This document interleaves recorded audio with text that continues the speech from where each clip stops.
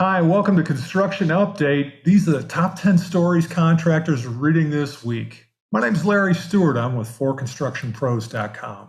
Joining Larry this week is Kurt Bunnick, Senior Editor of ForConstructionPros.com. Number 10 on the list is persistent construction backlog weakness finally douses constructor confidence. The Associated Builders and Contractors Construction Backlog Indicator fell sharply to 7.7 months in August, after slipping for the previous 2 months. All of the accompanying ABC Construction Confidence Index readings lost ground in the association's August survey after many months of continuing to rise despite decreasing non-residential construction spending.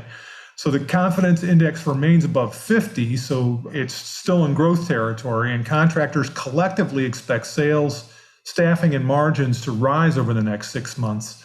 But higher material prices and labor costs have put some projects on hold. And number 9 this week, the construction labor shortage and overcoming adversity with workforce management. Basically, what this article deals with is one generation tries to pass off to the next generation. It's no secret that we have a labor shortage. All industries are facing a labor shortage. Before focusing on search for new employees, though, we need to make sure that we're retaining the employees we already have. I mean, that's a key thing, because it doesn't matter if you're bringing in new employees if you're losing them at the same rate that you're bringing them in. So it really starts with creating a culture that breaks down barriers and creates a cohesive team. And workforce management uses technology and a database where you can actually track worker certifications and put the right people on the right job. It also, by using technology, when people want to take time off, you can see ahead and plan for those issues. It promotes a more healthy work environment, and it's a more proactive approach to managing your workforce. Yeah, the demographics are working against us there. So number 8 on the list is HCSS to be acquired by Tomoe Bravo, the 35-year-old privately owned supplier of estimating operations and fleet management software to the construction industry, announced that it's entered into a definitive agreement to be acquired by the software investment firm Tomoe Bravo. And Tomoe Bravo, whose construction portfolio includes Command Alcon, will help HCSS continue its culture of innovation and customer centricity while boosting investment in innovations such as supply chain innovations that allow project managers to order materials from the applications they already use. HCSS's employees own 32% of the company through an ESOP. Looking at number 7, road usage charges strike controversy. The Highway Trust Fund's pretty much insolvent. It's been that way for years. It's kind of bounced along, and we're always looking for a new funding mechanism. The Highway Trust Fund's been in a perpetual state of crisis. I mean, this new road use tax is really creating controversy because it's going to affect the people that might not be able to afford it. I mean, it's the middle class and the lower class who use less efficient cars and have to drive further to their jobs. And that's one of the criticisms. Another thing is, it's interesting. They're doing this pilot program. They're going to kick it off in California. This is one of the states with the highest gas taxes to start with. A lot of interesting things going on there. There's a hurdle of installing the tracking technology in all the vehicles and, being able to track that versus a gas tax where you're collecting from people, the resellers that are selling the gas thing. It's a lot more complicated to go to individuals to collect all these individual taxes versus going to a couple sources. On the other side, as we shift towards electric, they're going to have to come up with a different way to pay for road use mileage. The gas receipts are just going to continue to drop as the shift to electrification continues. The program will be from 2022 through 2026, and it is important to note this is a voluntary program to start with. People can sign up for this program to help prove out or disprove how efficient this program could be at generating revenues for the Highway Trust Fund. All right, number 6 on the list, how I make concrete marble. Bradley Coombs, owner of Coombs Custom Concrete Creations, details one of his favorite techniques for creating a marbling effect for concrete countertops and tabletops. It's a great option for getting the color and shape a customer wants without breaking the bank searching for the right piece of marble.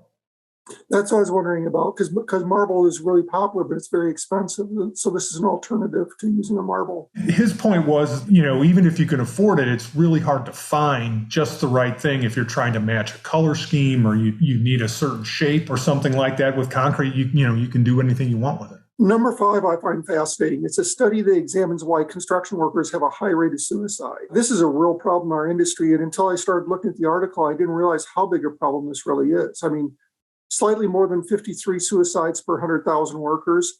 That doesn't sound out of line until you realize it's one of the highest in any industry. And what really struck me is construction workers, we always talk about accidents on the job site. We realize it's a dangerous profession, but workers are actually 5 times more likely to die of suicide than they are by an accident on the construction site. To me, that's pretty amazing. And Work Guru conducted a survey to identify the root causes. And what they came up with is, it's a lower skilled workforce. They have lower education, lower socioeconomic status. They have more access to means to commit suicide. There's a lot of job stress. They have little control of their jobs in a lot of cases, and there's job insecurity. And this is a tough issue to address. They found the root causes, but I think it's going to take a mindset shift on the job site. One of the things they pointed out was there's a tough guy mentality with construction workers. Everybody wants to be the tough guy. So mental illness is kind of looked down upon as a weakness instead of promoting mental health. And that attitude's going to have to change eventually. This Suicide Prevention Month, we're covering a lot of approaches to changing that culture on For Construction Pros. Number 4 this week is buy early in 2021 so you don't miss out on Section 179 tax deductions. Section 179 allows you to deduct the full purchase price of qualifying new and used equipment purchased during the calendar year from your taxable income. It pushes a lot of equipment buying in December, typically. As long as the qualifying equipment is purchased and put to work by midnight on December 31st, the company is eligible to take that deduction. Currently, the industry supply problems may mean you need to be buying now in order to put those machines to work before the end of the year and qualify for that deduction.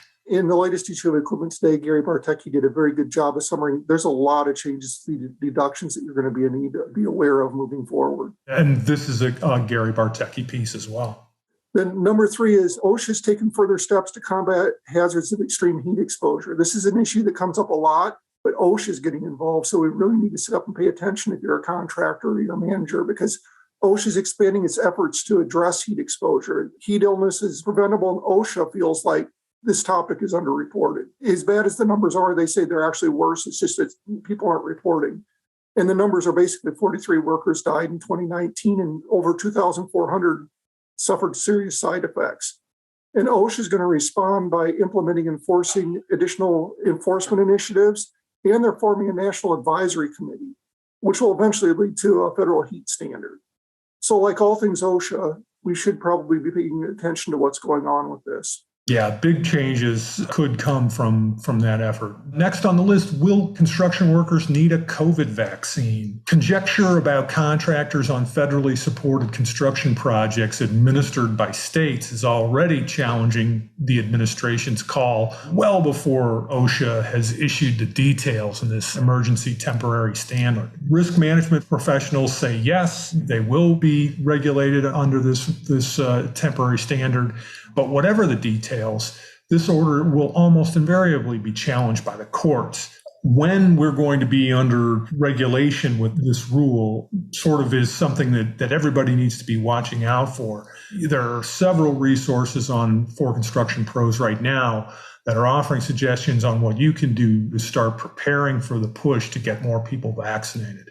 Yeah, it seems like this has really turned into political football in a lot of different industries and in a lot of different markets. Yeah, well, with, just a little over 50% of the population vaccinated and, staring down the barrel of more shutdowns because of the Delta variant, it just seems like there's going to be the pressure to get more people vaccinated by whatever means is going to stay on. Number 1, it kind of ends on an upbeat note, is basically John Deere's VP Dominic Ruccolo explains the Hitachi Deere split up and what that means in terms of excavators and how they're actually excited about the opportunity to develop their own excavator and continue forward on their own and what the joint venture has meant. This joint venture traces clear back to the 60s. So, they have a long history. They admit that even up until recently, it's basically a Hitachi-designed excavator that's been remarketed through John Deere's very strong dealer network and very strong part support. So this gives John Deere the opportunity, as they've built products in other areas and designed their own products, now they're going to be designing their own excavators moving forward.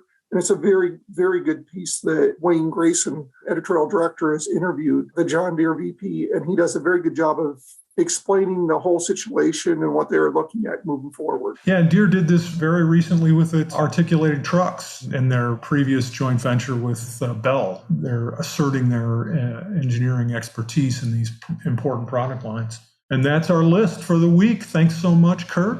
Thank you. And thank you all for tuning in. We will have another list for you next week. And between now and then, have a great weekend and stay safe out there.